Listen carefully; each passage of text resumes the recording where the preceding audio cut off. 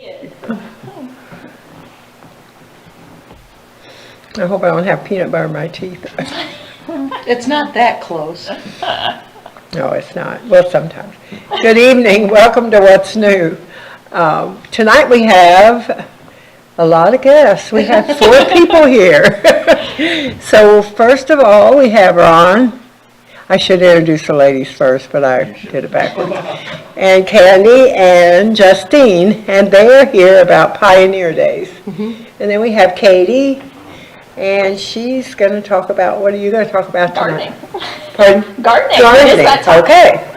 So whoever wants to talk first, what you do is just tell about what your event is and whatever you want to say. And I'll listen and maybe ask some questions. Okay, well, I'll go. Okay. So this is the 3rd annual Pioneer Days, of the 3rd year that we're doing it. Ron and I brainstormed 3 years ago about what we could do on my end of town, because I'm on 311 St. Mary's Road. I'm not in the heart of downtown, and we were trying to figure out a way to do something historical down on my end of the street. And so we brainstormed and we came up with Pioneer Days, and it's a 2-day event. This year it will be May 6th and 7th, which is the first weekend of May, Saturday and Sunday.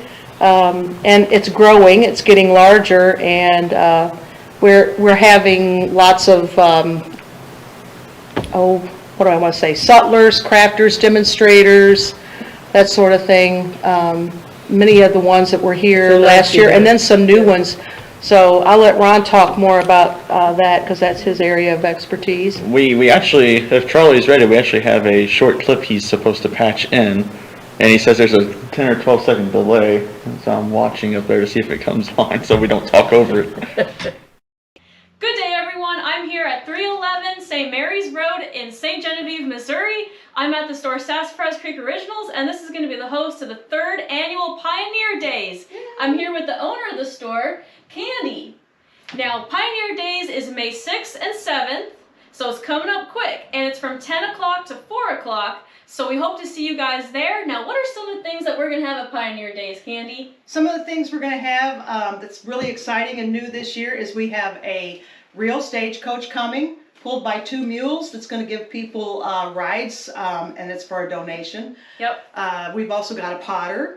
We've got John Bielik of Period Papers. He does marbleized paper. He goes all over the country and demonstrates this, like at Colonial Williamsburg, places like that. We will have wool spinners. We're going to have an 18th century minister who also writes really cool Revolutionary era novels. And he'll be doing a service on Sunday, Jeff Baggett. Yes. And it's a real service. So if you want to come for Sunday service, join us for that. That'll be a lot of fun. It's still going? Okay. We're also going to have wooden boxes and toys, a bookseller. We're going to have a blacksmith. But we're going to have all sorts of crafters, demonstrations. We'll have some food, chicken and dumplings, kettle corn, some kids games. ASL Pewter will be there selling some pewter things. We'll have handmade baskets. A lady is coming that does floor cloths and fracture.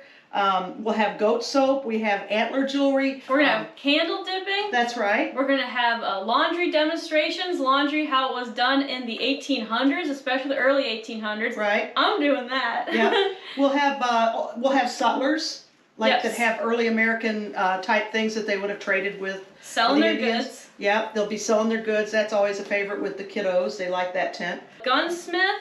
We're going to have a hat seller. Yeah, and historical clothing. So this top that I'm wearing is from Second Chance at History, hand sewn, and this company will be there too. So we'll have colonial clothing if you want to. All of you that are always saying we want colonial clothing, well, here's the chance to get it. For men, women, and kids. They That's will right. be there. And guess what? This event is 100% free, Yep. unless, of course, you buy something. But even the stagecoach rides are free. It's donation only to help Right. to feed the mules. Yeah. So we hope to see you guys there. Parking is also free. I'll see you there, and I am so excited to meet you guys. Bye, everybody.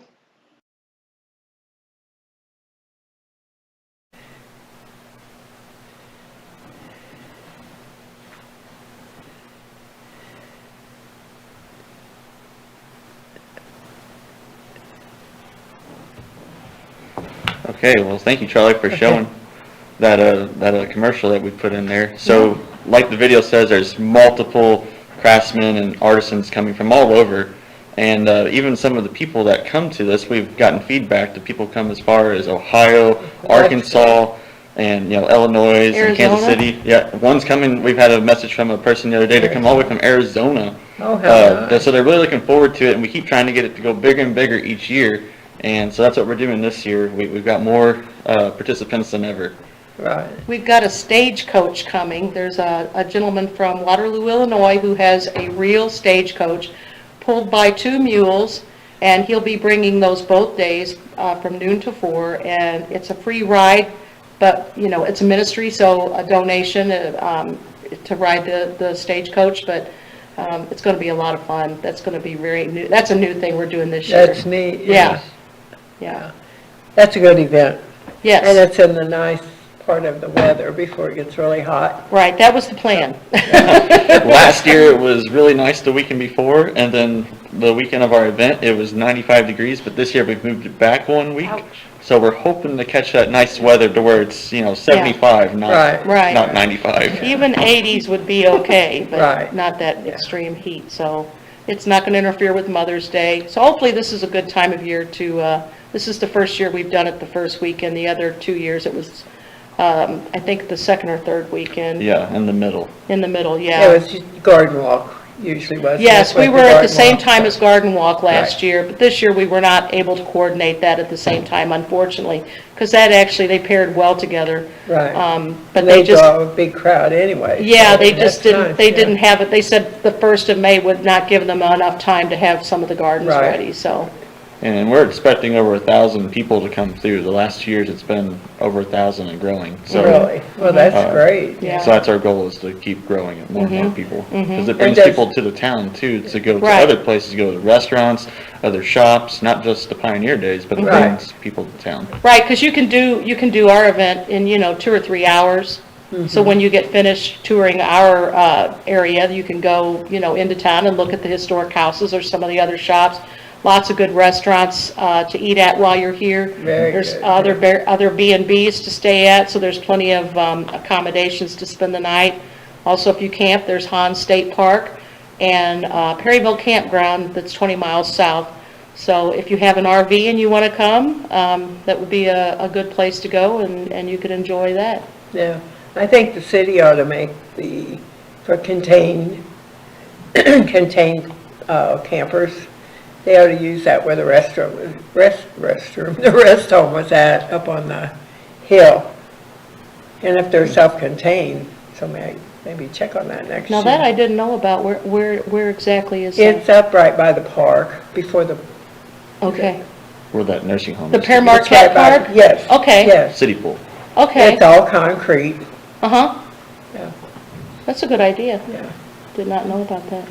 yeah. So that might be something to ask for next year. Mm-hmm, Yeah. sure.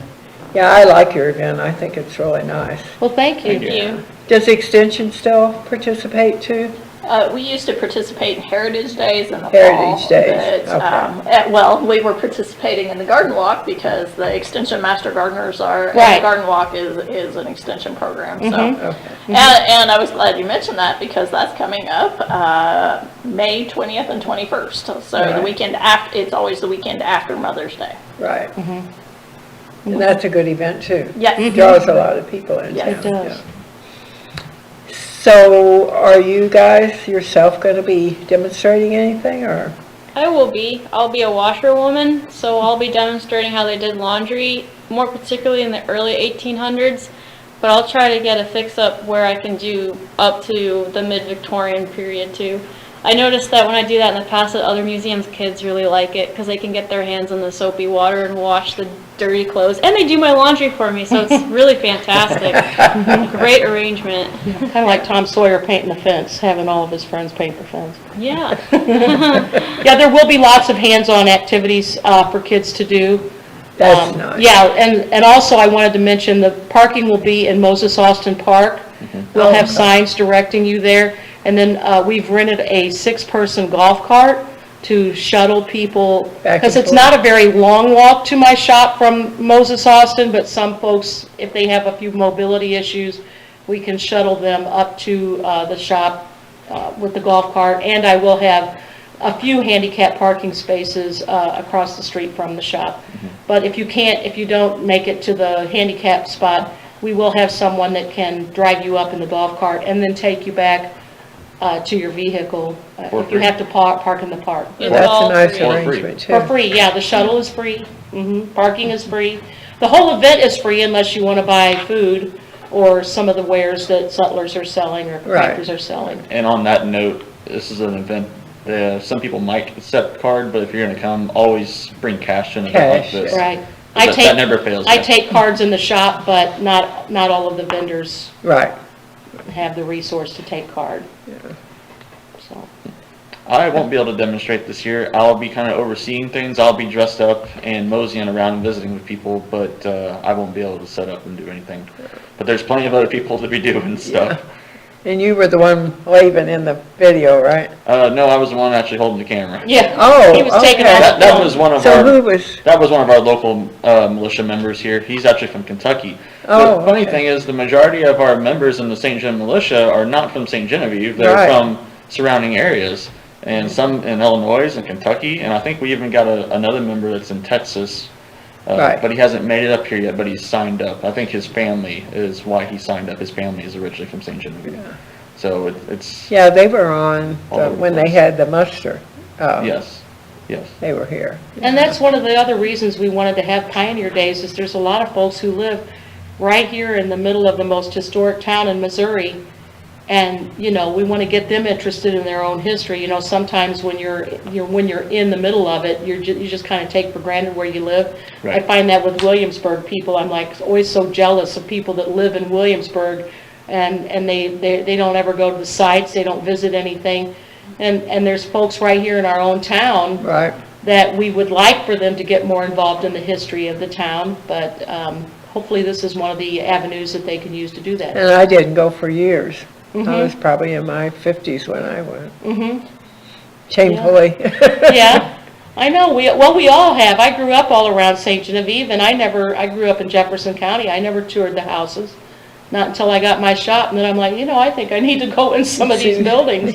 And they're very, very neat. Yeah, and they're very interesting. That's what gets me into history, especially it's not really known as a young man thing. And that's why kids are so bored with it. They don't learn about their local history. I went to school here in St. Genevieve. I never knew that 60 men from St. Genevieve fought in the American Revolutionary War. So when you hear about all this stuff over on the East Coast, you don't really, you don't pay any attention to it. Well, 60 militiamen from St. Genevieve in 1780 went to St. Louis and fought at the Battle of Fort San Carlos, which Right. is where the Arch stands today. That's cool. So we should really be making that connection in schools to get kids more into their local history as a building block. And so Pioneer Days is just another avenue of showing people hands-on things and getting them into history. Right. So that's the best we can do as educating people. And the schools will probably accept a program. They might. Presented it to 'em. I really should reach out. Yeah. I'm not high up on the totem pole in our groups here, but sometimes you just have to do it if you want to get it Yeah, done. you just have to go out of your comfort zone. Right. Outreach program. Yeah. So how long have you been working with the Pioneer Day? I mean, not with the Pioneer Days, but presenting colonial things? Well, we actually met her through Pioneer Days, but she's been doing it a lot longer than that. Well, I have been here since the first Pioneer Days. This is the third annual one, and I met Ron shortly before the first one. So Ron's actually my fiance, and we started dating right before then. But I've been reenacting for, gosh, maybe the last 8 years or so. Oh, how nice. Yeah, but I've always been into history because my dad was an antique collector. I mean, he still is. My parents' house looks like an antique store. So growing up, that's what I was surrounded by. And my dad was in the military. He retired as a colonel. And so I grew up mainly in Germany. And in Germany, in Heidelberg, with the cobblestone streets and the 18th century buildings all around me, I turned my nose up to modern architecture after that. And it's my love of architecture that got me into history. And then through that love of architecture, I started studying kitchens and how they cooked in those kitchens. And then I started volunteering at my local museums, cooking in those kitchens. So that's how I got into history. And I've been dating Ron now for about 2 years. Very interesting. So Yeah. now she has the YouTube channel Early American with 950,000 followers, and we film in a cabin here in Bloomsdale in St. Genevieve County, Missouri. Isn't that great? So you live in a cabin, is that what you said?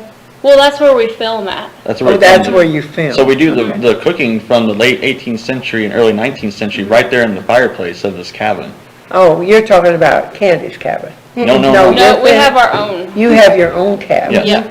Oh, how neat. Sometimes we film at Candy's store, Sassafras Creek Originals, but usually we have our own shindig going on. Well, how We actually neat. built it ourselves in 3 weeks. Yeah. In 3 weeks? Yeah, we 3 built it in weeks. 3 weeks.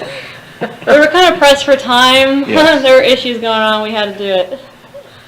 When you have that pressure on you, So you can we- do amazing things. So we always try to talk up St. Genevieve and get people down here. It's because we also work with the museums in town, and we're always doing something at Candy's. Not just Pioneer Days. We do a lot of stuff there, and we try to bring people to the town. So Yeah, that's neat. Yeah. Yeah. That's an interesting story. Yeah. Thank you. We have had a lot of people, because we also work part-time at the Center for French Colonial Life in town. So we have had a lot of people that work there, they've told us that we've sent fans of the show their way for tours of the old houses, that they've never heard of St. Genevieve before until they've seen our YouTube show. And then they've traveled from all around, even other states, to come down here. So we're really honored and flattered by that, especially because we work there. So thanks for Right. putting in a good word for us. It Oh, amazes my me goodness. Missourians don't even know that St. Genevieve is here. Yeah, You that's know? true. yeah. And that happens a lot. Yeah, I And know. people come here and all of a sudden they're moving here Yes, just because they Yes. like the atmosphere and the Yes. quietness of the Mhm. town. right. It is growing. It is growing. Yeah. Yeah. So Candy, what brought you to St. John to put your store here? Well, I grew up, like I said, in Jefferson County, which is just in the county north of here, and my dad loved history, and my mother loved history, and so we never went on a vacation where we didn't stop and read every marker along the way, and so it was just inevitable. I've loved history all of my life, and we would come to St. Genevieve when I was a kid, and we would have to go to Southeast Missouri to visit my great-grandparents. And so we would, at that time, it was before 55 was built, so you were going the old highway. And my dad would always just kind of tootle through town to see the old buildings because he was fascinated by those vertical log cabins. And so and we would come for Jour de Fête and the different festivals. I just always thought it was a time capsule. And it really is. It's like, you really do go back to the 18th century when you come to this town. And especially in the evening when everything is closed and the town is quiet and just the street lamps are lit, you really feel like you're walking in a time capsule. And so I've always wanted to have an early American store. I'm artistic, and so my artistic bent went that direction. And so I started studying a lot of the things that they made back in the 18th and early 19th century. And my dad subscribed to a magazine called Early American Life magazine. It's been around since the 70s. And so eventually I submitted some of the things that I do to Early American Life magazine, and I've been in their directory of traditional American craftsmen for 10 years. Well, that's great. So I love everything associated with early American life and in early Missouri. And we're very fortunate that west of the Mississippi River, we have this early of a history. I mean, usually it's like Ron said, it's all East Coast. It's all, you think of the 13 original colonies, but this was a thriving community by the time the Revolution was going Right, on. it was. So, and at one time we were larger than the city of St. Louis. So when Right. St. Louis was involved in that Revolutionary battle, we had to go to their aid, Right. which fascinates me too. So I just love everything associated with early American history, our founding, and the arts and crafts of that era. Everything was handmade, and it was handmade with skill and with care and just absolutely beautifully done. And that's what I love. I love everything about it. So whenever I got the opportunity to have my own store, I had visited Colonial Williamsburg and saw one of the shops there, and I'm like, if I ever get the chance, this is what I want to do. So that's why it's the unusual colors that it is. It's based on an actual store in Williamsburg, the Nicholson store, which was those colors, that barn red and mustard yellow. So it was 20 years from the time I said that till the time I got my own shop, but it was just the restoring the house, the Brooks house. It was a restoration of love and labor of love, and I've just had a ball fixing it up and turning it into my little colonial shop. So people will get to see that when they come to Pioneer Days too. Hopefully they'll come in the shop. Yeah, hopefully. Don't just stay outside, come in the shop too. There's AC in There's there. air conditioning. Yes, I have air conditioning in there. And most of your products, well, they're all handmade. Right. But you do a lot of them I yourself. do a lot of them. The majority of them are made in America. I do have a few imports. I will be upfront and honest about that. I do have a few imports, but the majority of the things in there are handmade by directory craftsmen that's in that Early American Life directory, and other early American craftsmen that have that high degree of quality craftsmanship, hand-carved wood things, beautiful scrimshaw, powder horns, just all sorts of really neat things that are in the shop that are handmade in America. Yeah. It's very nice shop, Thank you, too. thank you. Now I can't walk up the steps anymore, so I haven't been there Yeah, for I a while, know. I'm but so that's life. That's the That's downside of life. having a historic house for your shop. Right. It's really hard to Right. try to put in some sort of a Right. accessible entrance. Yeah. And Kane's work, too. Yeah, yeah, yeah. Or you can come around and knock on the back door and I'll open that one up and It's let one you in. step. Yeah, that's just one step. Yeah. So, anything else you got? Or you can talk about yourselves a little bit, or you, Okay. yeah. Well, anyone watching out there, if you like historic cooking, subscribe to my channel, Early American, on YouTube. Like Ron said, we're just shy of 1 million subscribers now. And what I do is I find actual recipes, usually from the early 1800s. My period that I focus on is 1790 to 1835-ish. And I will take these real period recipes and I will recreate them in a hearth, cooking with fire and everything, exactly like how it says to do, even though sometimes the instructions are absolutely terrible and I wish I didn't have to make it that way, but that just shows you what the evolution of cooking and baking is. So it might seem a little weird, but they had a reason for doing it that way. So check me out on YouTube, I would really appreciate it. And it's filmed in St. Genevieve County. Then after you cook it, Yeah, we have a second channel called Frontier Patriot, so we eat the food and we talk about it over there Oh, okay. after we've made it on Early American. And we also do some skills videos on Frontier Patriot. I'll show you how to make round ball, which is what people call bullets today, but it's not a bullet, it's a round ball out of lead. So we cast that. I'll show you what a militiaman would have done back then at that time, how to actually shoot a flintlock musket, and some other little woodworking projects that that are period correct. Those things are ugly and dangerous. They're heavy. You should try lugging one I around. know, I can't imagine yeah. being And then Ron hit and by one of those Justine made things. me a channel too. So Everybody's got YouTube we've all got a nowadays. YouTube channel, mine is Cabin Crafts.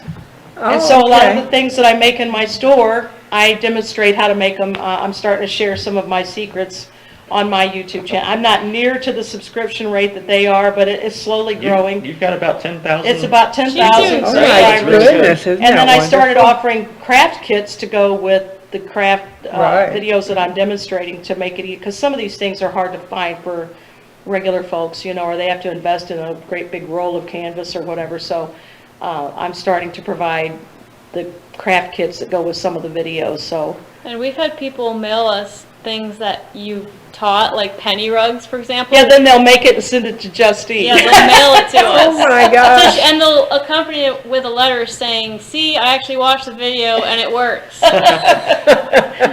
So you're promoting her on We yours. promote each other. It's a Yeah. team effort. Yeah, Yes, we promote it is each a other. team effort. Yeah, That's great. yeah, 1 million followers. yeah, Almost. almost. Almost 1 million. Yeah. That's phenomenal. Yeah, Oh my Yeah, I feel gosh. very honored and blessed by it. I really do. But it's 'Cause- taken you, how many years have you been doing the YouTube? About 3, No, it's been two and a half, 2.5? Okay. 2.5, Well, maybe that's pretty three. darn good for Yeah, I think 2.5 so, years. too. It is hard work. It is because every video we put out, it might only be 10 minutes long, but it's actually about 8 hours of filming. Because if I was just cooking it without a camera in front of me, it would take, I don't know, half an hour. But when you're filming, after every single shot, you have to stop the camera, you have to move it, you have to change the lighting, you have to see if the angle's going to work and all that. So because of that, it takes a lot more time. And we actually put a thermometer in front of the hearth, because I cook over an open hearth like they would have to get the full experience of the final dish. We put a thermometer in front of there to see how hot it is. In summer, it read 122 degrees. So you're standing in front of a 122 degree fire for 8 hours in a cabin that doesn't have AC or any electricity, and we have to keep the windows closed or else the flies come in. So it's really hot, and I think the only reason I can do it is because of my youth. I'm not sure if I can do it when I am 90 years old. I couldn't do it. But for now, I'm really enjoying it. I actually really love what I do. It's what I was born to do, I really think. I just kind of took to it like a fish to water. Oh And my I like goodness. playing with fire too, so that helps. I couldn't do it. I couldn't do it. I'm hot all the time. I would not be able to stand in front of a Yeah. fire for Oh 8 my hours. God. I melt like a popsicle in there in the summertime. Yeah, he has to have a sweat rag. I have to have a sweat rag or else it starts burning my eyes, the sweat. Oh, I bet. Because it's just Ron and I. So Ron films and I cook. And I mean, we give each other feedback on, I say, I want it to be there, I want it to Right. be there. I tell him what to do next. Because it used to be just me. In the beginning, for the first, half year or so, I was cooking and filming. Because it was just me. Because no one wanted to help me. And then I met Ron, and now we're kind of like we got a business partnership going on, but I mean, also something else too. So when he's in there, he suffers with me. Yep, I don't sit down if she's not sitting down, so. That's amazing in this day and age. But you Oh gotta my keep gosh. that fire going for all those 8 hours, because it has to be Yes. going in every shot. We And then were when one, yeah. Oh, go ahead. We were talking about that the other day. How did people regulate to bake bread in those ovens? Okay, So how does it happen? in a bread oven, those were either wall ovens or those were the big bread ovens that they would have kept outside. Oh boy, to get one of those heated up, you'd start that thing maybe at 5 in the morning. And if it's a really, really big outside one, you would keep a fire in it for a full 24 hours. If it's just a wall oven, which they often call beehive ovens, because on the outside, the masonry work is domed like the old style beehives were. For those smaller wall ovens, maybe 5 to 6 hours, up to 8 hours, and then you let it die down in there, and you have to feed it the whole time, but then you let it die down, and then you rake out the ashes, and then you get a broom, and my personal trick is I take a broom and I stick it in a bucket of water, wet the broom, and then I go in there with the broom and I scoop out all the remaining ashes. And the reason you gotta do that is because you don't want the ashes flying in your food, and when the broom's wet, it won't catch fire, and also it sticks to the ashes better. Now, once you've removed that, there's residual heat inside of that oven that is gonna stay hot, depending on the size of the oven, for anywhere from 10 hours to a day and a half, maybe 2 days. It'll stay hot. But when you first take the fire out and do all that, it's way too hot to bake with. I mean, it's 700 degrees in there maybe. You can't even stick your arm in there. It's Oh my so God. hot. So what you have to do is you have to wait maybe an hour or two, and then you stick your arm in the oven, like all the way up to here. And then you can tell just from experience and feel what temperature it is in the oven, because most people didn't have access to thermometers Right. back then. Most your average Joe didn't have it. So you stick your arm in there and you can tell, is it 400 degrees, is it 500 degrees? And so usually early in the day they would cook hotter things in there, like something that has meat in it, maybe a savory dish. And then later on in the day they would cook bread and cakes and pastries. But for a normal person's house, you wouldn't get that kind of oven heated up unless it was a special occasion. So you would have a bread day, maybe once a month, where you would make all your bread in that one day. And yes, the bread would get stale throughout the month, which is why a lot of people just went out and bought bread sometimes, because every village had a bakery. Oh, But yeah, so you just stick your arm in there, and that's how you tell how warm it is. People ask me all the time, how can you tell what temperature it is in there? It's from experience. You just tell from the number of coals that's in a fire or on your baking kettle, your Dutch oven, or you honestly just stick your arm in there. And you can just kind of tell from feel roughly, I'm within 50 degrees or so what temperature it is. If your arm hairs fall out right away, it's too hot to bake with. Well, also, that's where cookies come from. They were a test to see how hot the oven was to bake a cake or oh, whatever. really? So they would put a little Sampler. little test piece of dough on a sheet, and Oh my gosh. that's where you get cookies from. Yeah. And I have done it So- before where I have stuck a cake in one of those wall ovens, and within 20 minutes it was black because it's 700 degrees in there. And that's when I first started learning how to do hearth cooking, and I didn't know that I had to wait a couple hours because you're going to be so impatient. You just spent 6-something hours trying to heat that thing up. You just want to go. Well, you can't. It's so hot in there, it'll burn anything. So you have to wait even more hours, and then finally it cools down. So how did they do it in the old wood stove ovens? You know, with the burner stuff? Yeah, so a wood stove, like what you'd call a cook A stove. cook stove, yeah, So- that they had in their kitchens. So the time period that I do, I focus, the storyline on the channel is 1820. That's just the most convenient time for us to do. And there's a lot of early 1800s history in this area too. So in 1820, most people living in the countryside did not have cook stoves. But if you lived in a city, you probably did have a cook stove by this time period. But I've seen pictures of houses even from 1900 where if you were very poor, like living in poverty, you still cooked with a hearth, even in 1900.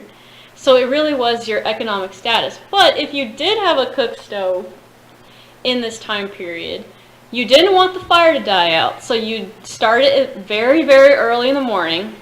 And I don't know, I'd say maybe it takes 20, 30 minutes for that thing to heat up. And on a cook stove, there's burners on the top that are hotter than other burners. So usually the ones that are closest to you are the hottest, and the ones farthest away are the coolest. So just depending on what you want to cook, and they usually have an oven inside of them too. And you can just tell from how much wood you have in there. Usually wood stoves, the box is kind of reserved. It's only this big, so you can only get it so hot. You can't really get it to be 700 degrees. Because that would just be bad design. You would burn everything. Or cracker stove. Yeah. Maybe your house too. Yeah. But by the later Victorian period, almost everyone had a cook stove. Except for the very, very poor. But they still had trouble temperature-wise. I When would summer think. it was hot, which is why they often had what they would call summer kitchens, which is a detached building from the house, and there's still actually some in St. Genevieve that Right, have there survived. is. Yeah. People keep their junk and lawnmowers in it now, but back then in summertime, you know, it gets really swampy and hot out here and miserable. It gets to be 90 degrees. Now, if you're standing in front of a 122-degree fire in summer, that's not going to work for most people. So that's why they keep the building separate from the house, and they call it a summer kitchen, because you cook there in summertime. Plus, if it did catch fire, it wouldn't burn the whole house down. Right. But that's a misconception sometimes because every room in the house had a fireplace back Right. then. So it really had nothing to But do with like burning my it down. great-great-grandma, from experience, she burned the house down with her wood-burning stove, cannon jelly on the 4th of July. Oh my gosh. Yeah. Yeah. So it also did help to prevent fire from, because when you're cooking like that, Yeah. and women, a lot of women would get burned hearth cooking too, because their skirts Yeah, would catch my fire. aunt used to make bread in one of those wood stoves. Yeah. In Perryville. But by I then, never by later understood. on, like some of them, you'll see they have a temperature gauge on the little Yeah. oven door. Yeah. The late 1800s ones, Yeah. like the early Victorian style, 1900s yeah. Right, ones. big- Victorian this era. is futuristic to Right. what we do. Right. I don't even know Right. what one looks like. It's a Yeah. luxury. Yeah. Now in a time when they have baking soda and baking powder Yeah. and all those luxuries that they Mhm. didn't have in the 1820s. Right.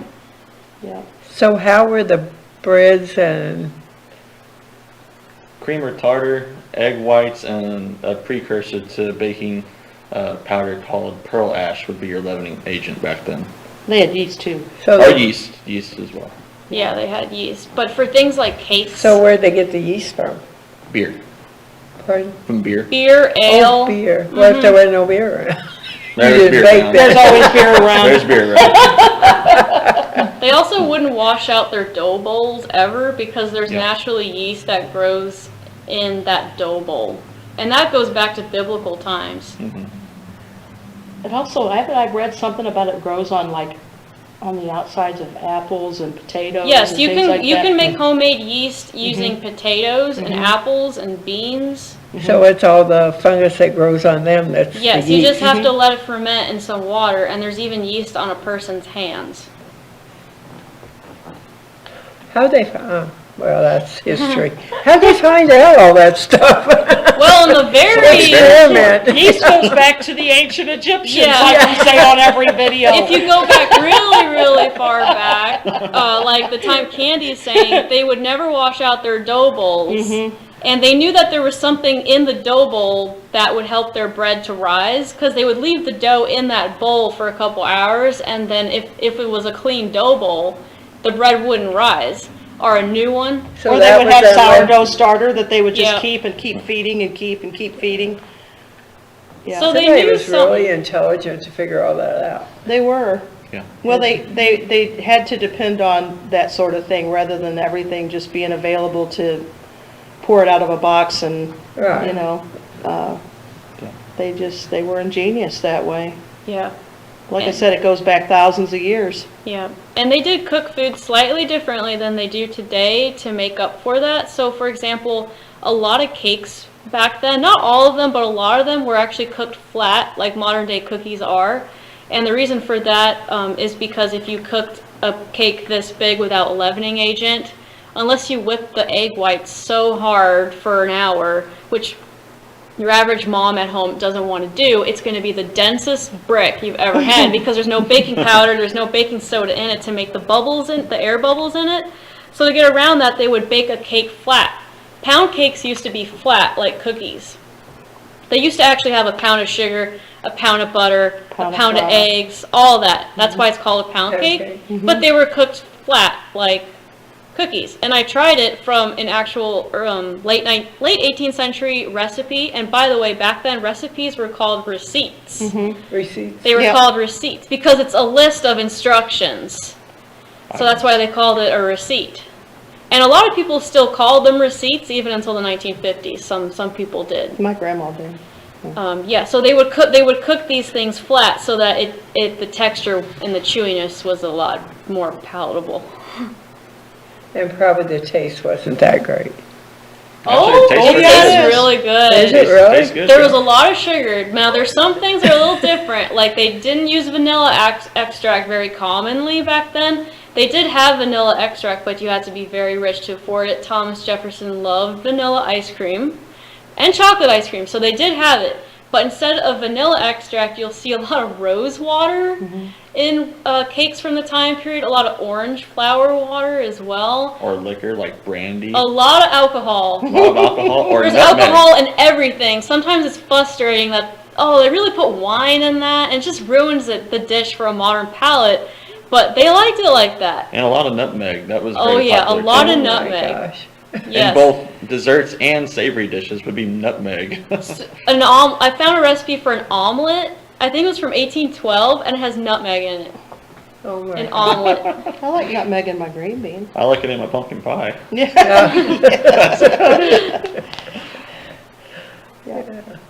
Interesting. It is really Very interesting. interesting. It feels like a mad science experiment because there's no pictures in these old 200-year-old cookbooks, obviously. So you don't even know what the dish is going to look like And they until use you make different it. words and different, Yes. you know, words that you're like, what? You have to totally decipher it. The measurements are The different. measurements. Add a drachm of something. Right. Add a what? A drachm. A What? dram or A a dram gill or a drachm, yeah, or a Yeah, gill. the or a measurements are peck of different. flour. Yeah. You gotta convert it to pounds Totally or different cups. measurements. Right. I know a pinch of salt. Yeah, A dash of this and a A dash of that. teacup full. yeah. Or they'll say a walnut size amount of butter, things like that. Yeah.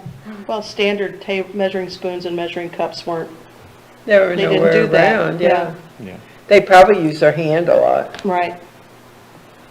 Yeah.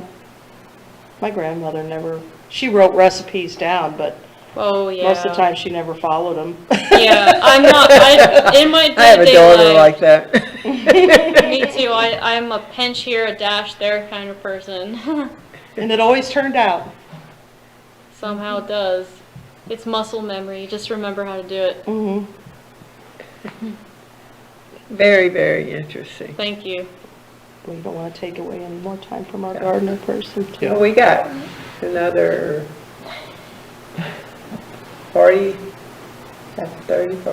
45 minutes or. 45. Oh, my wow. Yeah, so we can go till 8:30. Well, she actually. might wow. have 45 minutes worth to talk about the garden.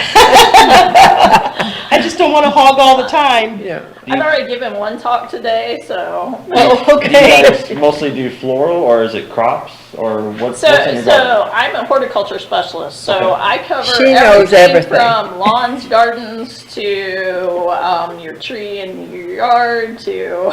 So if it How do you has, if it has everything roots and affects- grows, you know. How do you get rid of the Everything affects- squirrels in this town and from eating Yeah. your garden? Oh, my Yeah. goodness, they ate I- all of my garden last year. Yes, pesky critters are part of things I answer, but there aren't any good answers for Oh, that. I was afraid of Unless that. you put like chicken wire cages over what have you. Yeah.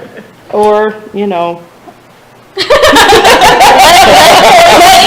Always That's what my something. husband's always saying, they're going to die of lead He poisoning. wants to try out his flintlock on it. Get a squirrel dog. We can't shoot within the city limits. You Yeah, can trap. they only let us do blanks and stuff. The I have to get interesting really thing good is with my bow and arrow. sometimes people in town actually have more critter problems than people out in Oh, we county do. areas. We do. There's Because more there food aren't- here. There There's aren't more as trees. options. Right, and you can't shoot within the city limits. Right. That's the whole Yeah. bottom I've line. seen And they some of have this. lots of pecans to eat here. Oh, my so- goodness, yes, yes. They're even eating the chinking on my log cabin. Yep, there's a hole about this Is it big. toxic? Let them eat it. Oh, my God. Evidently not, because they're still there, and yeah, I'm like, they ate my front porch on my shop. Yeah, they're horrible. They They're ate my horrible. mom's back deck. Yeah, Well, Big old bites out of it. What in the Well, world? speaking of rodents, and some of the people watching this might be from Bloomsdale, there is a beast of Bloomsdale is killing chickens up in the Kinsey area here lately. We've lost, 4 chickens. Our neighbor Yes. lost like 3 chickens. ooh, And Monster there's- Quest. So we don't know if it's a fox or a coyote, but if you see it, shoot it, please. What if it's a painter? There are mountain lions in St. I hope That's Genevieve. what they say. Yeah. Well, There are. we did see these big paw prints this big in the mud. Ron thinks it's a huge dog, but we've never seen a dog that big. Yeah, or a big, Come really through big there. coyote. Coyote, yeah. The paw print's this big. But the thing Oh, is, my it left the word. trail of our dead chickens whole for about, I don't know, maybe 400 yards, a quarter of a mile. Are And you only one into chicken, that? one chicken That was is a missing a different head, but the agency. other one, Okay. completely whole, but they were killed Not and me. left in a field and then God. by a creek, and it was just a trail of death. It's the chupacabra. It might It's a mystery, be. and It it's driving didn't me eat crazy. any of them. It just killed them for fun. That Yeah, sounds like, that literally sounds cat-like, No, but which the could be a mountain lion. There are Oh. mountain lions on a guy's trail Well, cam. it's not a weasel because we found one with the puncture marks I did and the pluck it. bites are too big. I plucked They're- it it's in too the, far apart. yeah, they're about 2 inches apart It's and painter. horizontal and about 2 inches vertical, so a square, just about 4 points were canine. So either a large dog or a coyote that just wanted to kill for fun, but normally coyotes would kill and take it with them, so it's very strange. It's a beast. The beast of It's a Bloomsdale. mountain lion. Wow. It struck about Hope not. 6 o'clock in the evening. Oh, my gosh. If you hear a scream like a woman, Oh, I know, Yes, they're scary. that's what they sound like. They used to be up there, you know, we live out where the mines are, out Industrial Road. And years ago, when it was all woods back in there, we used to hear that. Yeah. Yeah, so they're around. So the guy that got one on his trail cam, and I mean, it is obviously a mountain lion. He's got a beautiful close-up picture of it. That was out by Chalmette, What? yeah. Chalmette Winery. Well, it is really hilly out there. They're like the hills. Yes, there It's is. very rural, it's very hilly. Caves and, well, I don't know if they sleep in caves, Oh, yeah, do they? yeah, yeah. We got a cat about that big, tall. He's a big thing. Hangs out in our back, off the hill in the woods. He's ugly, Just a Tom. scary. I don't know what he is. You should He see some of runs. the cats downtown here. They got big alley cats dumping in these restaurants dumpsters. The stray cats in town here. They're eating really good. Oh, gosh. And they even get fed. How have Oh, we yeah. digressed from Pioneer Days to, I don't know. Oh, we got to fill the time. You know, I just checked my phone. We got about 50 people in the live chat watching this right now. Really? Yes, ma'am. Yay! wow. Probably the Thank you most for we've ever had. watching. Hi, everybody. Thanks for tuning in. Yes, thank you. Yeah. Okay, so let's let Katie talk. Well, Yes. back in those days, they had to grow all their own groceries. So That's right. True, we can relate this, we can It has become popular again since COVID. Right. There has really been a resurgence in people wanting to grow their own vegetable gardens. One, wanting to know where it came from. Uh-huh. Two, supply chain issues, cost Yes. in the grocery store, all of that. So lots more interest in vegetable gardening and gardening at home. Whether you have a space for it or not doesn't really matter. So long as you have sunshine, you can actually garden in containers and make that work. Then you get to control your soil. And the biggest thing, soil test. Soil test, soil test, soil test before you plant a garden, and follow that soil test. In the last few years, we've really seen a resurgence of people that have loved their plants to death. So they have, through various methods, ended up with excess phosphorus and potassium in the soil, which limits other nutrients available to the plant, and therefore we have plants that don't grow well. So, and we can't magically fix it. So the answer is we have to continue to grow on it. Better is to do a soil test first and then apply fertilizer according to that soil test so we don't get excess levels. We're saving money that way too, by not loving our plants to death. So how would we do a soil test So- on our garden? So say your garden's the size of this room. So you would go random spots in the garden, a surface to 6 inches deep. We don't want any plant material. Put it in mix it all together, put it in a plastic bag, take it to my office. Okay. And cost is $20. We send it to the soil test lab at MU. It comes back with my name and phone number on the bottom. And whatever questions you have, and it gives you specific recommendations, whether that's for a lawn, your vegetable garden, you want fruit trees, or agronomic crops, any of those. And we also do ones for commercial fruit and vegetables. So So to keep our garden from depleting, if it's the size of this room and we planted corn here this year and potatoes over here, would it be in our best interest to swap them the next year? So crop rotation is hugely important, particularly those that are in the same family. So you said potatoes, tomatoes, eggplants, peppers, solanaceous crops, all closely related, all have the same insect and disease problems. So we don't want to plant tomatoes here one year and then plant potatoes there the next year. Same family. So we want to rotate all of those crops into different areas. Corn's a great one for rotation. It's the only grass family we grow in the garden. So it works great for crop rotation. Our vining crops like our cucumbers, melons, squash, all of those are closely related. Beans or legumes, all of those closely related. But we can rotate, and you do the best you can with what space you've got. But rotation really helps with disease problems, definitely. My husband was having a major problem with squash beetles when we would plant the squash. And then an Amish fellow told him, wait until July to plant your squash and it'll turn out perfect every time. And he did, and it has.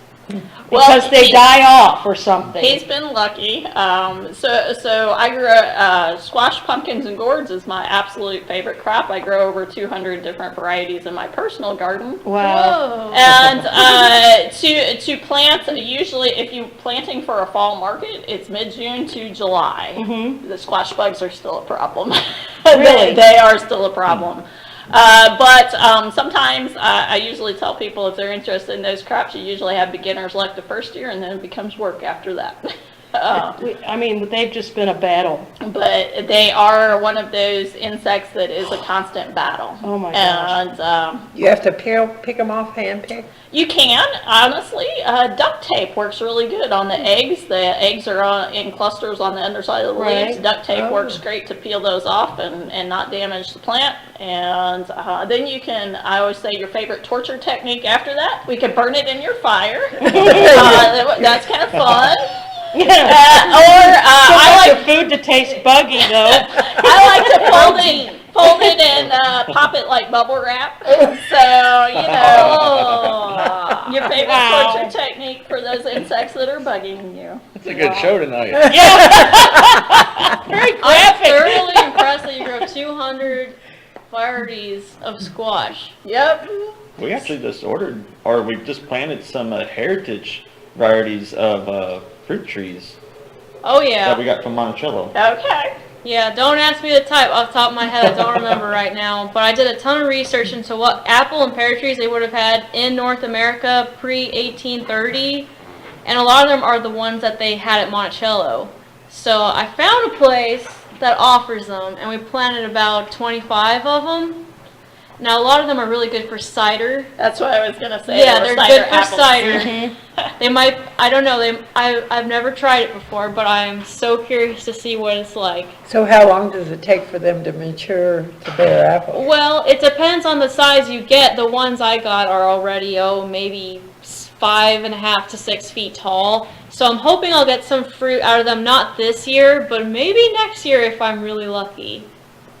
And I have crab apples mixed in there too. If you ever get the chance to go to Monticello's Gardens, have you ever been to Monticello's Gardens? Unfortunately, our National Ag Agents tour, we were going to get a private horticulture tour behind the scenes, and that's when COVID hit. Oh my So goodness.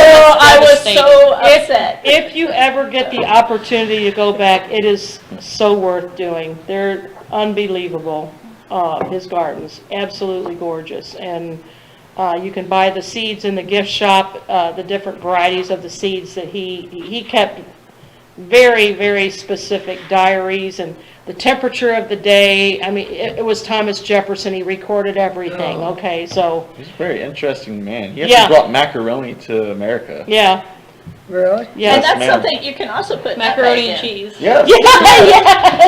Yeah, but his gardens are unbelievable. They are just. And they're still using the seeds? Yes. The original seeds? Yes, I they're mean, still that's using very original good. seeds, so they're heirloom varieties, and they save the seeds and they sell the varieties in the gift shop at Monticello. And my husband and I bought some when we were there. And there's some really weird things, and there's some really cool things. I Yeah. think there was like a cucumber from India, and it was like a solid round ball of a cucumber. And I was like, how am I gonna make a pickle out of that? But anyway, very strange, but we tried it. And that's what I tell people, if you're choosing varieties of vegetables for your garden, it really matters what you're going to use Do it with for. it, yeah. You know, like you were talking about your apples. Those are apple for cider making, not really ones that you actually want to eat. Your flavor's not pie. going to be the Yeah. same. Yeah. So picking varieties really matters on what you're going to do with it. Do you want to slice in cucumber, or do you want to make pickles? So varieties are specific to what you want to do with it a lot of times. You're gonna be making a lot of cider, Ron. I like love apple cider. cider. I gotta make me a press. I love cider. Some of these things you can't find or buy them, so you have to make the tool. Well, they were making the hard cider Yes. with theirs. Yes. Yeah, hard Yeah, cider. our- Yeah, mine would and be they soft. probably won't do Yeah. that. There's a resurgence of interest in making hard cider Yes, now, and, I know. and searching out those heritage apples. And there's some neat articles in the Appalachians about them finding different varieties of apples on old abandoned farmsteads and different things. In Don't the forget Johnny Appalachians? Appleseed, that's Yep. what he was doing, and that's the kind he was planting. Was All kinds, cider yep, apples, yep. yeah, mostly, yeah.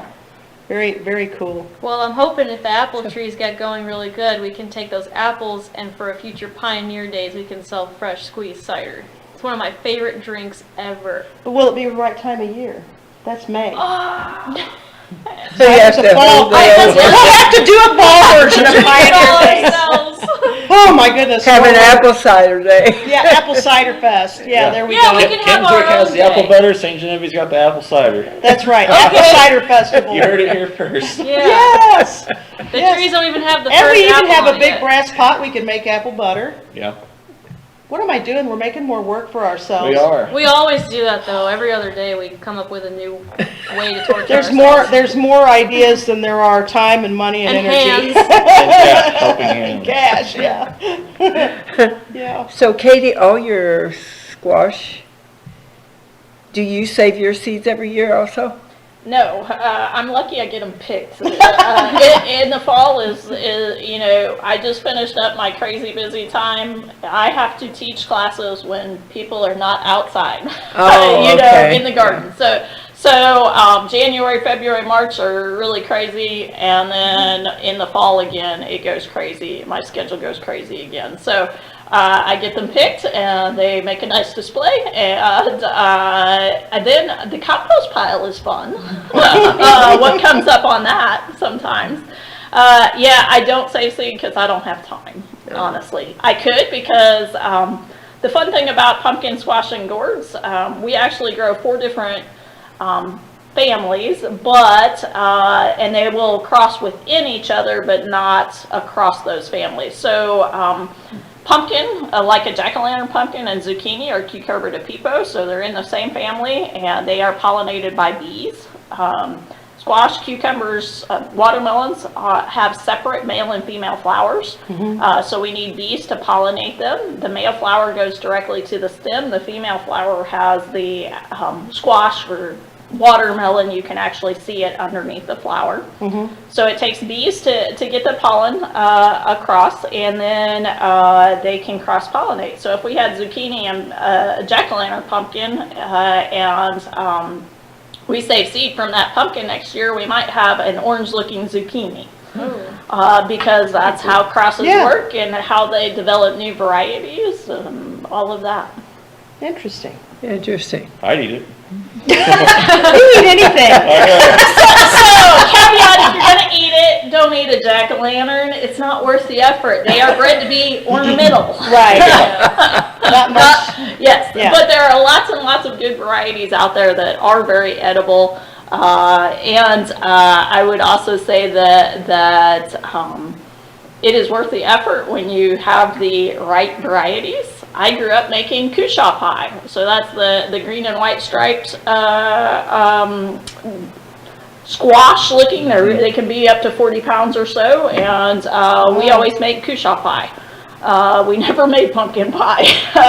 Does it taste the same or similar? Nope, it is different. It's a milder form. It's a lighter color. Is it a sweet pie or do you make it a savory pie? Nope, I make it. It's a pumpkin pie recipe, but with But kusha with that- squash. wow. So there's lots of options out there.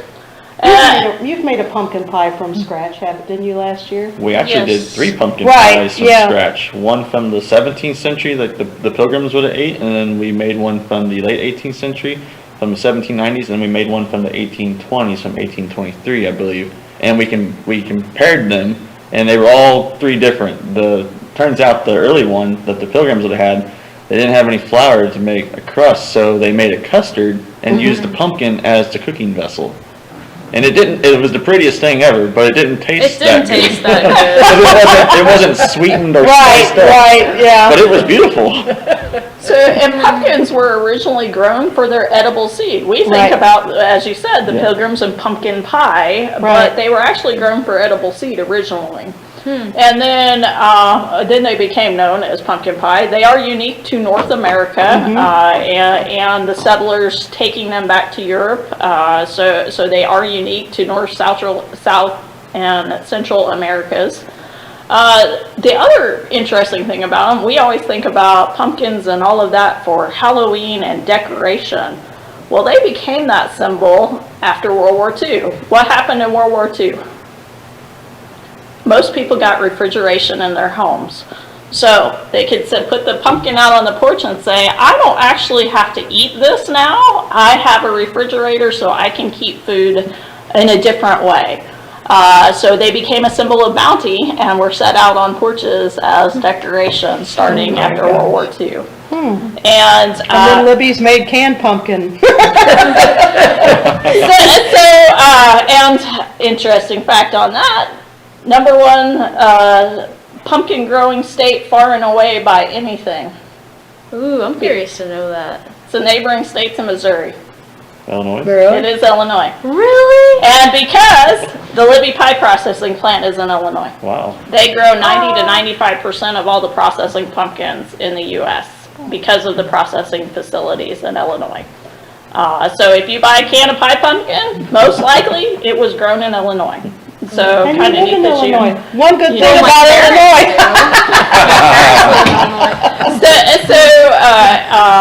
My family is originally from Illinois also, and I have an aunt that lives there, and she sent me some pictures one year. She says, Katie, did you know that these pumpkins that we've been watching, we watched them harvest them, and they're going to the Nestle pie processing plant, but they're not orange. I was like, oh, I failed. Because jack-o'-lanterns are not what we make pumpkin pie out of. They are actually a tan pumpkin, and Libby's, they grow Libby Select pumpkins. They are a tan on the outside. They're a Cucurbita machata, which is a different group, and they are bright orange on the inside. Wow, that sounded like Hakuna Matata. The neat thing about pumpkins, since we're on pumpkin topic, in our research we found before they did the carved pumpkins, they were actually carving turnips Right. to keep the evil spirits Right, away. that's an Irish They thing. came from the Irish Yeah. immigrants in the Yeah. late 18th century, early 19th century here in America. And then they came to America and it's like, Pumpkins heck are with easier. turnips, pumpkins are bigger and cooler and easier to carve. Turnips are hard to. They are hard I almost lost a carved. finger carving one 2 years ago for a video. Wow. That's very And they interesting. look strange though when you carve them. They got the roots or the stems sticking out. So It looks they, like his hair. The hair like Wilson. So, yeah, it looks like from Castaway, Wilson. It's kind of cute. Yeah, it's not scary at all. Well, it depends how you It's carve supposed, it. it's supposed Okay. to scare the evil spirits away. I know, but he's just funny looking. Yeah, with they are roots funny sticking out looking. the top. But wow, that's pretty cool about pumpkins. Yeah. A lot of times, so they kept well. I've had one in the house for up to 2 years, so long as they Wow. don't freeze. Oh, really? So that's why they were an important food staple, and not just for humans, but also for livestock. Because they were good for livestock, and just like the deer like them, Yeah. cows, chickens, pigs, they all enjoy pumpkins. Oh yeah, also. our chickens love pumpkin. How'd you keep the pumpkin the last 2 years? Just put it in the house. I thought I was doing good having solid pumpkins till Christmas time. Then they finally went bad. I mean that. So if they freeze, then that's Or if it. you break the stem off. Yes, the stem has to Oh. stay on. It'll rot really I fast always if you grab break by the the stem Yeah, and and break they it. always told us at the pumpkin patch, no, carry it by the stem. But it's So because you- it makes them rot faster. You kept it about 70 degrees then? Yeah, whatever my house is when the wood furnace is. It depends. Sometimes When it's the fire hot, goes out, sometimes it's yeah, cold. exactly. I know it's only April, but I'm ready for fall now. Let's talk about pumpkin No, pie. we're not ready I for love fall. pumpkin pie. No way. Cool So I'll weather. make you a pumpkin pie. I'm gonna switch subjects and ask you a corn question. Okay. So I always have heard recently that our corn nowadays has no nutritional value whatsoever to it. That it's pretty much been so changed that like early Americans wouldn't recognize our corn now. Well, I'd say it depends on use, what you were using it for. I mean, like to just eat corn as corn. So we have, our tastes have changed. You know, Right. a lot of times they were growing a dent corn in order to grind for cornmeal Right. to use that way. They didn't really eat it on the cob like we like to. Yep, and so that's a very different plant than what we think about as sweet corn. They are different. Dent corn that is used to grind for cornmeal is different than sweet corn. And then we also have popcorn, which Right. is another different one. Right. So I think the nutritional value is still there. It's just very different in what we think of and what we use it for. When did sweet corn come around then? So, you know, sometimes people you can eat dent corn or field corn, as they used to call it, roasting ears. You harvest it when it's not mature. Okay. But after you had our modern day sweet corn, you don't want to do that. It's Right. not So sweet. they It's not very bread- sweet. So they bread it Yes, and, okay. yes, and now we have varieties, we have sugary enhanced and super sweet corns, and once you have those super sweets, it's really hard to go back to anything else because The they white are and that the sweet. yellow mixed is good. Peaches and cream. So yeah, you can have bicolor, so white and yellow, or yellow or white. It's all in personal preference what you want it to look like. So the ornamental Indian corn that we see a lot of, that's not edible, is it? Sure it is. Is it? Yep. It's soft at first?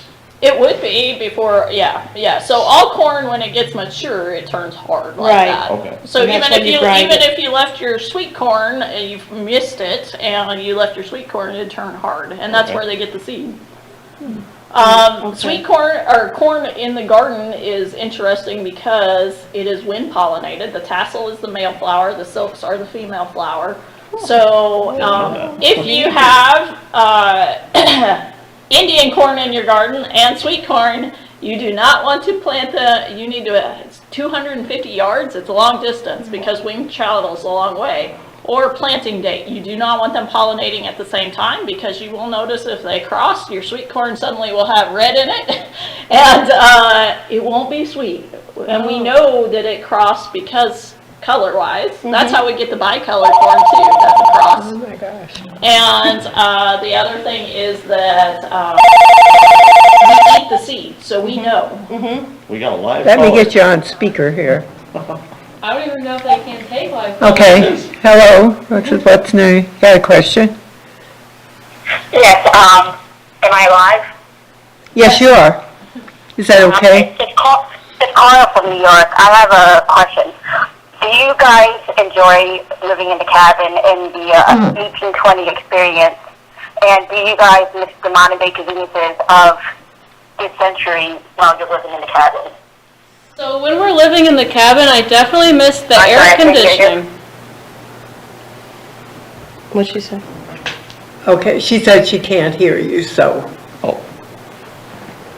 Well, when we speak, she'll hear it on the.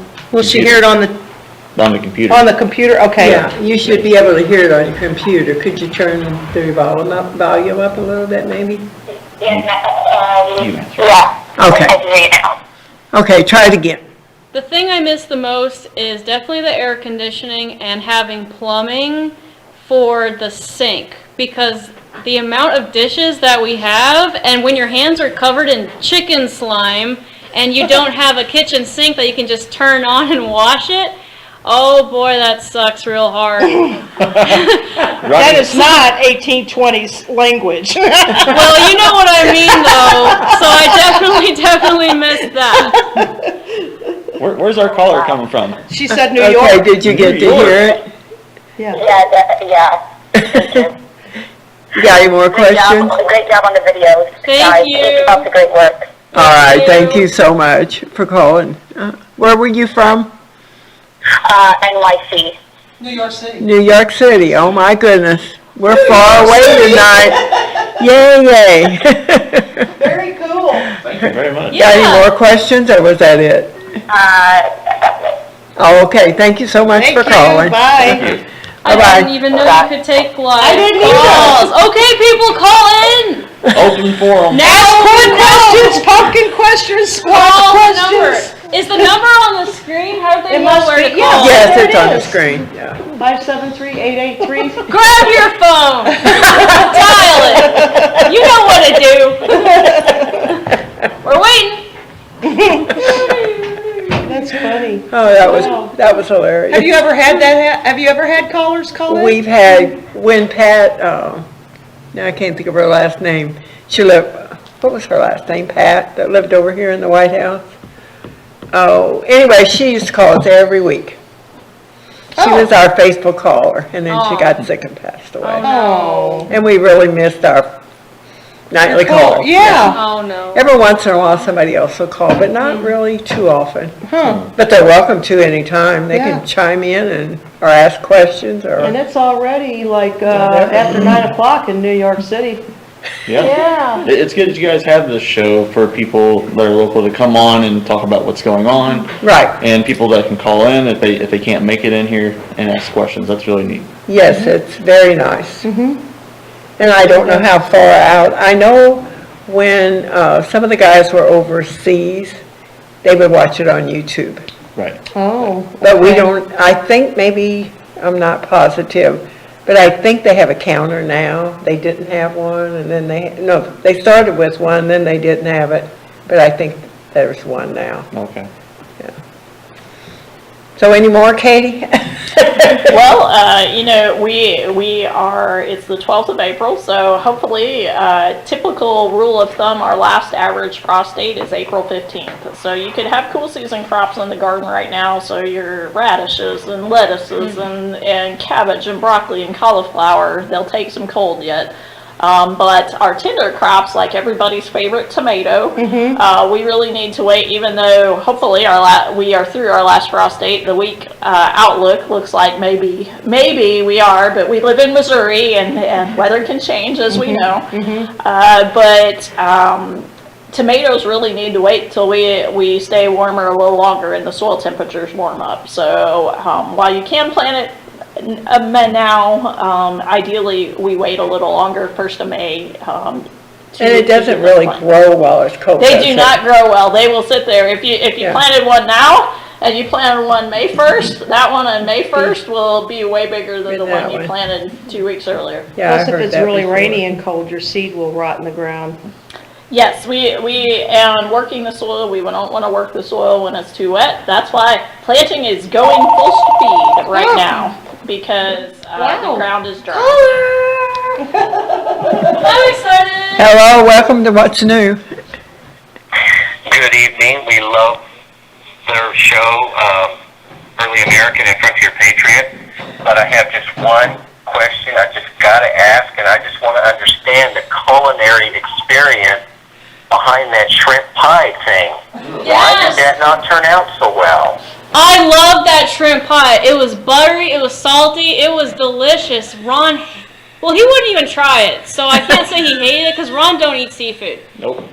So we made a shrimp, anyone out there wondering, we made a shrimp pie recipe from the early 1800s, and I loved it. And you know there used to be shrimp in the Mississippi River? Did not know that. Yeah, there used to be. Did not know that. But that's fresh water. It's Wouldn't a it be different more like a priority. crawdad? No, it's a different priority, but they don't exist in there anymore. But I loved it. If My you cut up husband the eats shrimp real crawdads. fine, it was real good. I liked it. Yeah, it stank real bad, but once you cook it, it's A-okay. Oh, Where are you calling from, sir? Where are you calling from? Oh, I'm calling from Guthrie, Oklahoma, and my wife is actually from that part of the world. Where were you born at? My wife was born in Perryville, but she is very familiar with St. Genevieve. I live in Perry County. Yay, Perryville! When there used to be more of a threat.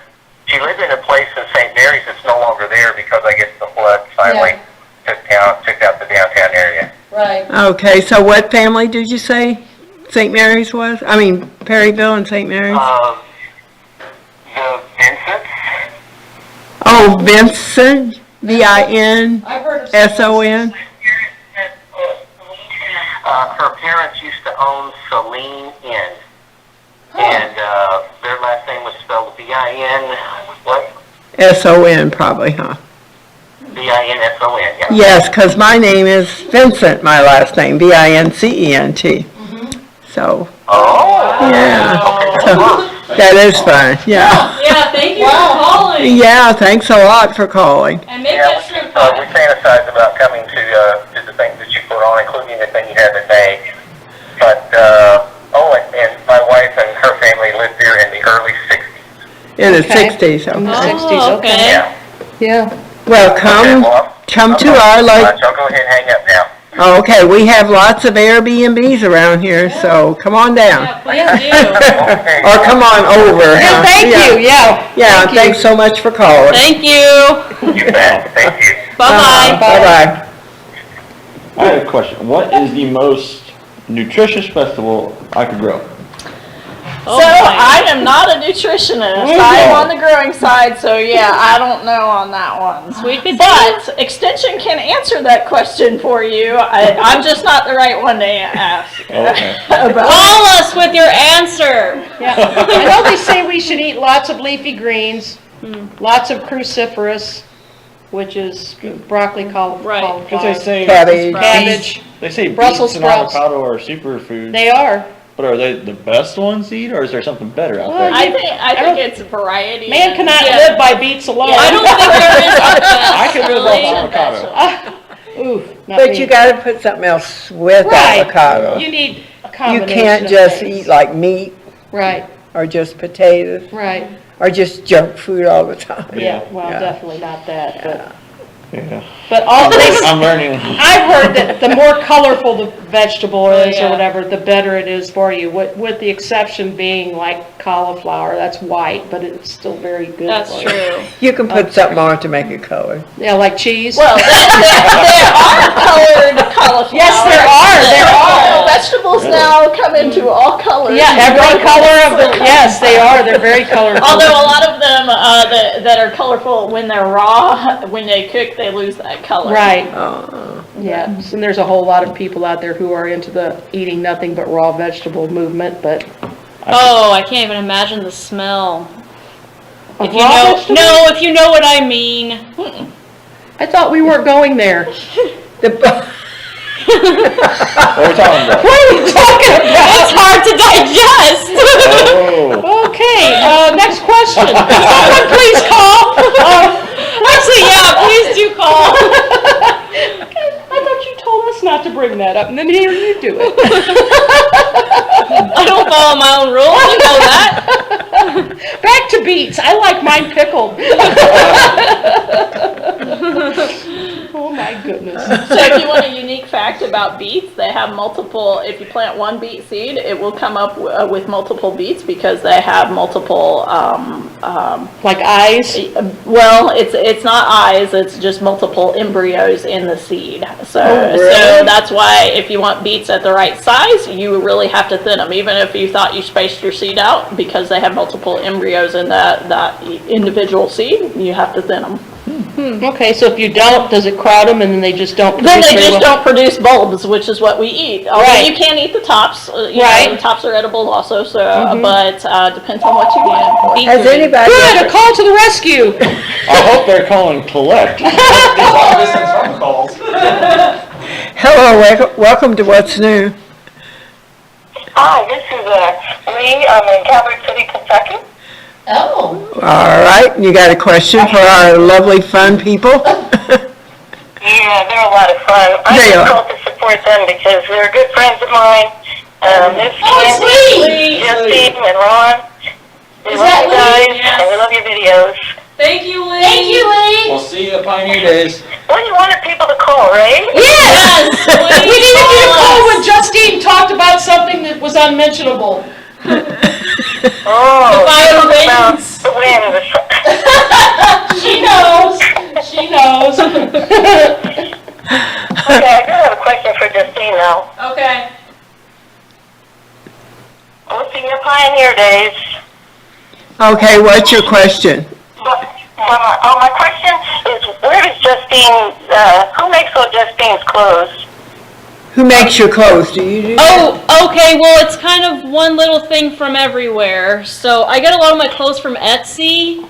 I make a lot of my clothes. I get some of my clothes from SamsonHistorical.com. They have a catalog and a website. I get some of my clothes from reenactments. If you go to these events, there'll be settlers and vendors selling homemade clothes. So I just kind of get everything from everywhere. Sometimes I'll find a modern item, like some shoes, some flats, and they can pass for being period correct, especially on camera.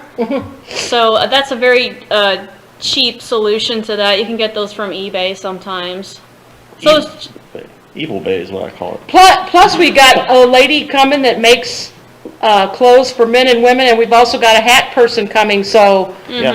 you'll be able to get, I'm looking forward to that. yeah, you'll be able to get a whole outfit. Yeah. Shopping spree. All right, guys. Well, it was good talking to you, and we love your videos. See you in May. Yeah, and thanks for calling in. Bye-bye. Bye. Well, you celebrities. Does anybody have any vegetable questions? Please call.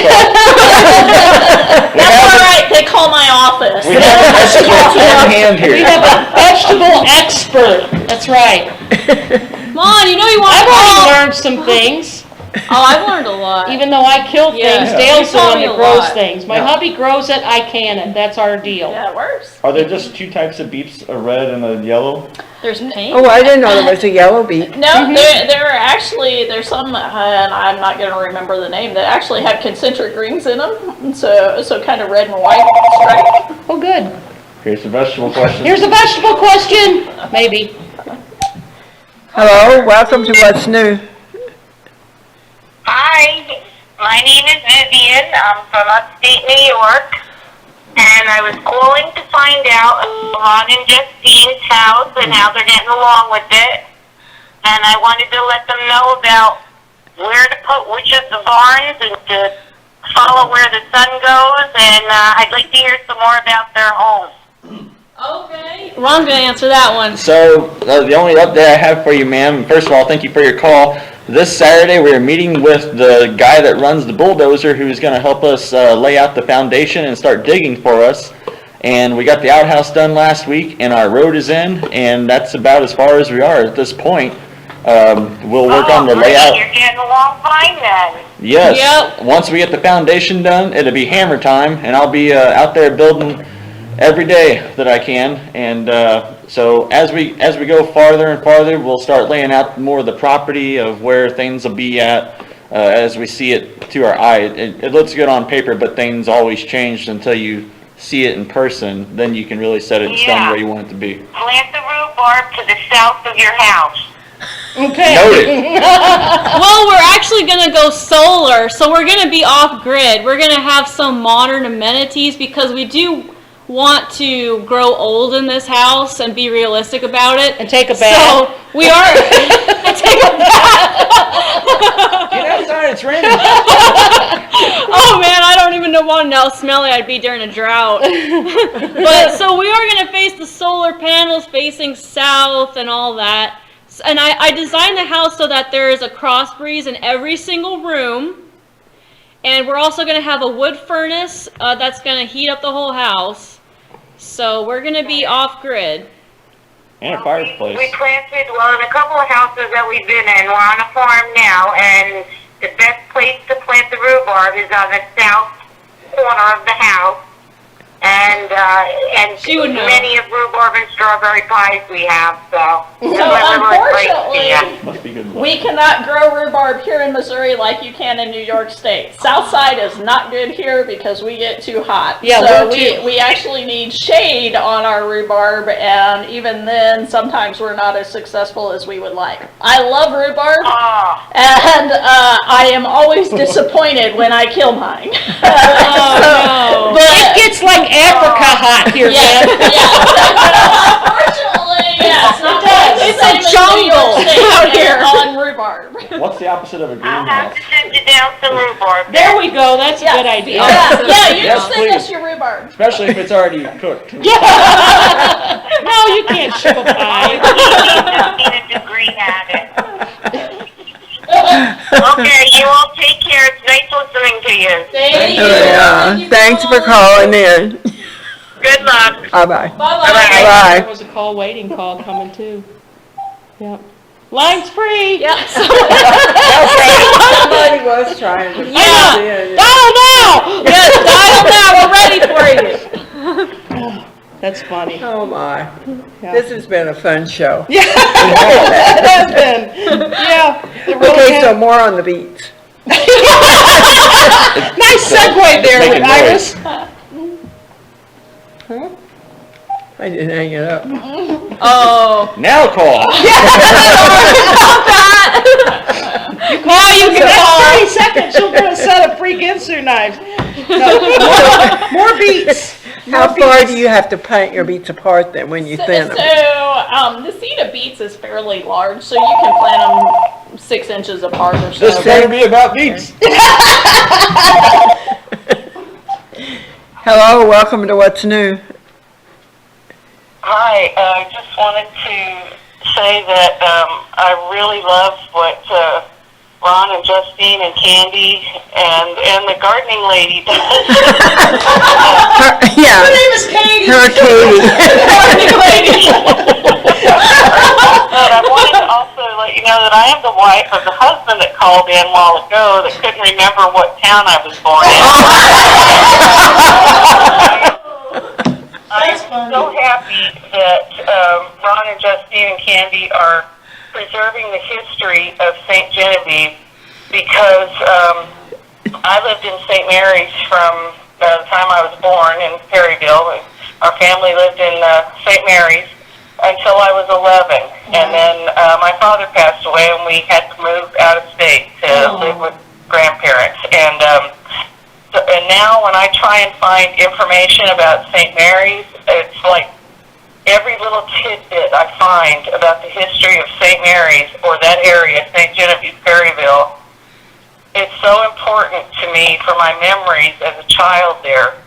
So I think it's so wonderful that they are preserving the history of St. Genevieve and the area and Missouri, because it's just when it's gone, and there's so many things from St. Mary's that I can't find any information of. It's as if, I never existed there. Even like the school I went to in St. Mary's is gone, and I can't find any information on the internet about it. Oh, what a I'm so shame. grateful that this is being preserved, and thank you so much. I love both of your YouTube channels. Thank you. Thank Thank you. As far as St. Mary is concerned, it was part of St. Genevieve County, so you might be able to, I don't know, is any of St. Genevieve County's archives online that she can get into? I'm not sure if they are or not. Okay. That might be another place to look, is to Yeah. look at St. John County, if there's any way you can look at St. John County records online. There's a Hogue boy here, I don't know if he lives in St. John, but he has a lot of information about St. Genevieve and St. Mary's. And maybe if you just Google, I can't remember what his first name is, What did you say his a Hogue. Hogue? He's on Facebook a lot, I posted. don't know his name. So maybe if you would- St. Genevieve Genealogy, Facebook. Yeah, maybe so. If you would do St. John genealogy and find, On or Facebook. else just on Facebook, just ask for,